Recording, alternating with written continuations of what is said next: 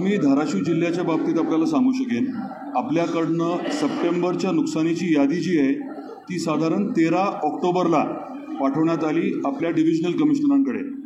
आयुक्तांकडनं ती मग आपण फॉलोअप करत होतो, ती मंत्रालयात देण्यात आली आणि 16 तारखेला GR निघाला. म्हणजे तिथे आपल्याला ऑलमोस्ट 3 दिवसामध्ये शासनाकडनं शासन निर्णय निर्गमित झाला.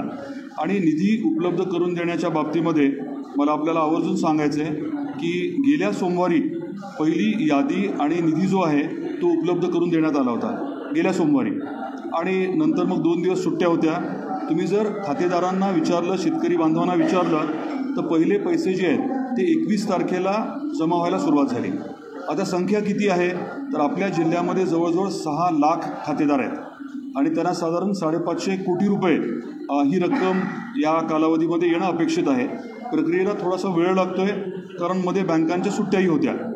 आज सकाळी आणि 1 तासाभरापूर्वी मंत्रालयातल्या संबंधित अधिकाऱ्यांशी मी बोललो आहे. आज दिवसभरात मोठ्या प्रमाणामध्ये निधी वितरणाचं काम झालेलं आहे.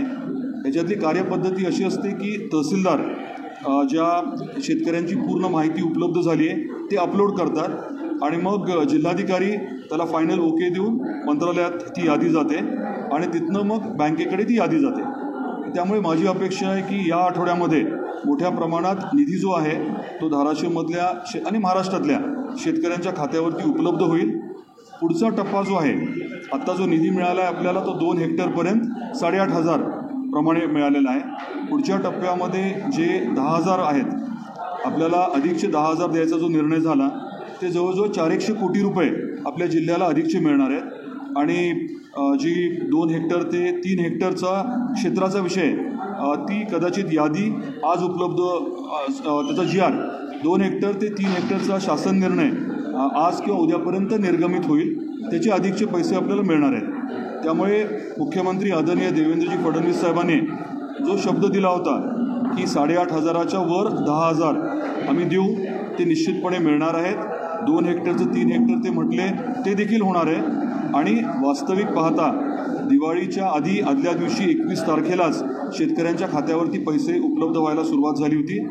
संख्या आणि रक्कम मोठी असल्यामुळे थोडा वेळ लागतो आहे, मध्ये सुट्ट्या असल्यामुळे थोडा वेळ लागतो आहे, हे वास्तव आहे. परंतु या आठवड्यात बऱ्यापैकी वितरण प्रक्रिया जी आहे ती पूर्ण होईल असा मला विश्वास आहे.